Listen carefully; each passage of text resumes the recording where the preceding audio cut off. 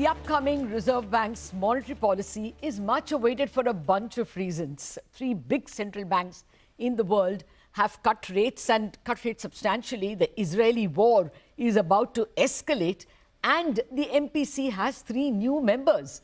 So let's turn to our own experts. CNBC TV18 Citizens MPC is here for their deliberations. Chairman Pronab Sen and members Sajid Chinoy of JPMorgan, Soumya, Kanti, Ghosh of State Bank, Samiran Chakraborty of Citi and Sonal Verma of Nomura.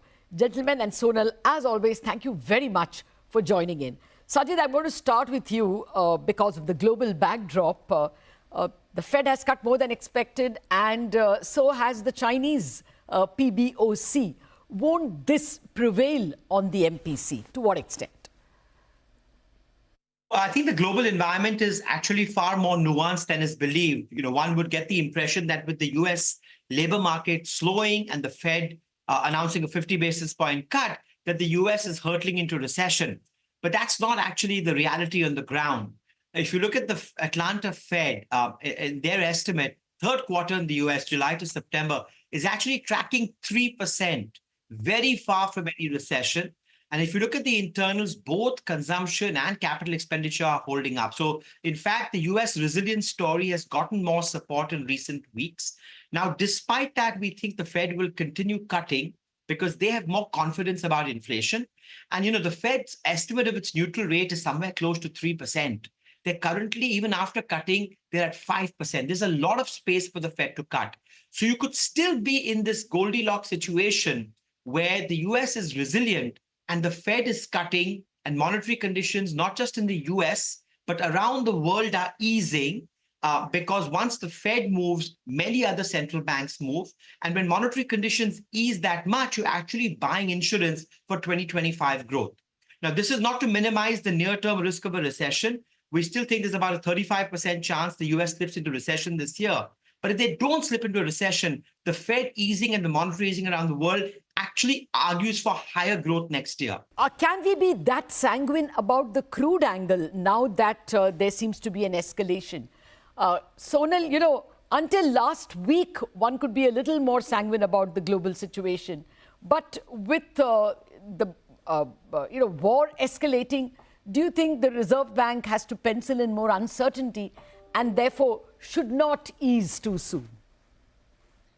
Latha, I think, if we look back at the last 2.5 years, we have had nothing but uncertainty to deal with.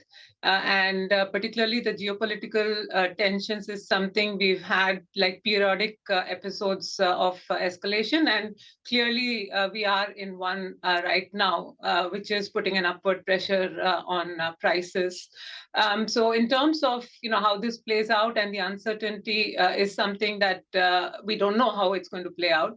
That said, I think if you compare where we are today versus where we were back in August, we were actually above $80 per barrel on oil prices. And today, with this geopolitical risk premia being built in, we are basically somewhere around mid-$70 on oil prices. And specifically for India, the oil marketing companies are actually sitting on a large cushion in terms of margins. So in terms of the pass-through to domestic prices actually should not be there. And RBI in its projections has been working with $85 per barrel on Indian basket of oil. So I think we have more than enough cushion. And I think the other angle to look at is also the impact the uncertainty is going to have on investments and growth going forward. So there's also the demand angle to keep in mind. So I think, yes, there is uncertainty, but I think we have enough cushions. No, I take your point. I'll, time permitting, come to the geopolitical angle again. But Samiran, first let me tackle domestic inflation. After all, the Reserve Bank reiterates it looks at domestic factors. And here, as Sonal points out, $74 is not hell for us. We've seen worse. And what about food? We saw 2 months of food coming down slightly, though not across the board. Will that still be a good reason for RBI to worry?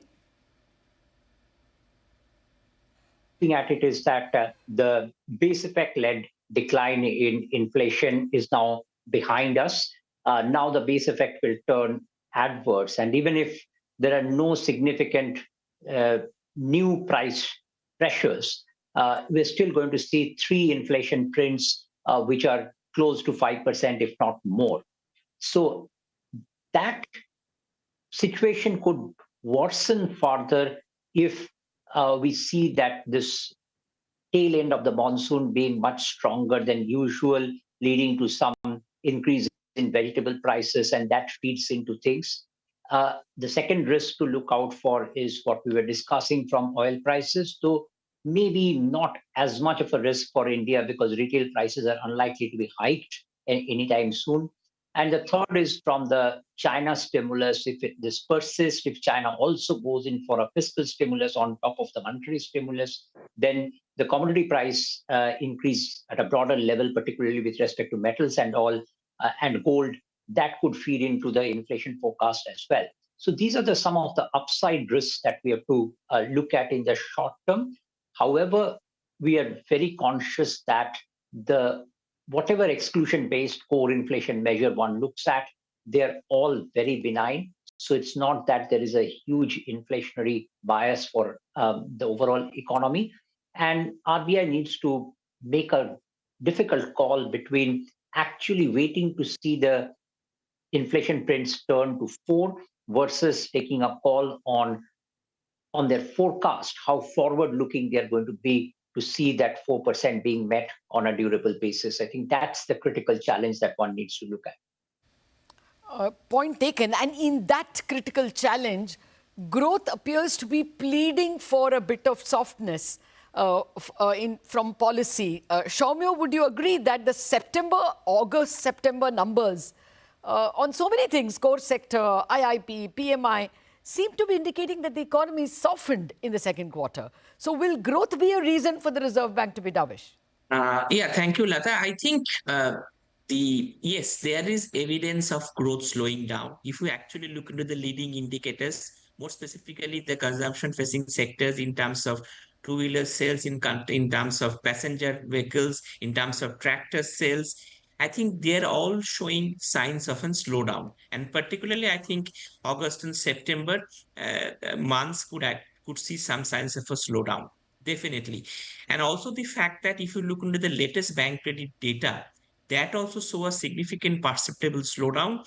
Even in incremental terms, if I adjust for the merger last year, the total incremental credit growth for like-to-like period till the end of August was actually 2 trillion down from last year. And for the first time in the last 2 years, the gap between the credit and deposit growth is now narrowed down to only 220 basis points. And in fact, on a year-to-date basis, the deposit growth rate is running much higher than the credit growth. So yes, there is evidence of credit growth slowing down. The indicators also showing that there could be some soft patch of data which could come through in the next couple of months. So my sense is that it may not be the time to say that growth is going to slow down because we need to see some more evidences. But one point on the table is clear, given the current geopolitical conflict and the talks of an war getting elongated or getting prolonged or getting broad-based, I think what should be also on the table on the Reserve Bank to address the growth concerns to be the financial stability concerns. So I think overall, the Reserve Bank faces a delicate situation, but for the time being, I think it could still ride through with perhaps a message that there should need to be some sort of an hand-holding in terms of growth, even though the evidence is not clear yet in terms of an perceptible slowdown in growth numbers. Dr. Sen, if you can combine all these points and also the fact that, what Sonal pointed out, despite the fact that there have been rate cuts, despite the fact that, the US GDP growth is 3%, despite the fact of a fairly elevated escalation of tensions, crude is only $74. I mean, we have seen 80, 90 as recently as April. So it looks like the global growth is not so strong, demand not so strong. Is that an interpretation the RBI has to take both domestically and globally, that growth is not so strong? Well, no, I mean, the RBI will have to take into account for sure. But the point is, how important is it? If you really look at what effect the global economy has had on the Indian economy, which is really the focus of RBI's action, it hasn't made much of a difference. And we've been talking about this for a while now. And all the prognosis that have made don't seem to have been borne out by the developments. So I don't think what is happening globally is going to worry RBI that much. The bigger concern, I think, is what is happening domestically. And there, I think there's a whole bag of mixed signals coming. Shombo just pointed out to a series of data points which tends to indicate a certain degree of softening. But there are other data points which seem to suggest that if nothing else, at least private investment seems to be picking up. Okay. So I suspect the RBI is going to be focusing much more on that. Okay. Right? Okay. And that, to my mind, is really the key issue, that there is a huge amount of uncertainty, global uncertainty for sure, but I think there's greater uncertainty on the domestic front. It doesn't seem to, I don't think any one of us can take a judgment call and say it's going up or it's going down. I mean, it's still moving around, which means that one needs to be flexible. Okay. Not commit yourself to either side. Okay, on that note, I'm going to take a break. But thereafter, I'm going to ask you all to commit yourselves on what stance the RBI would take, on what they would do to rates and when. Those questions in a minute.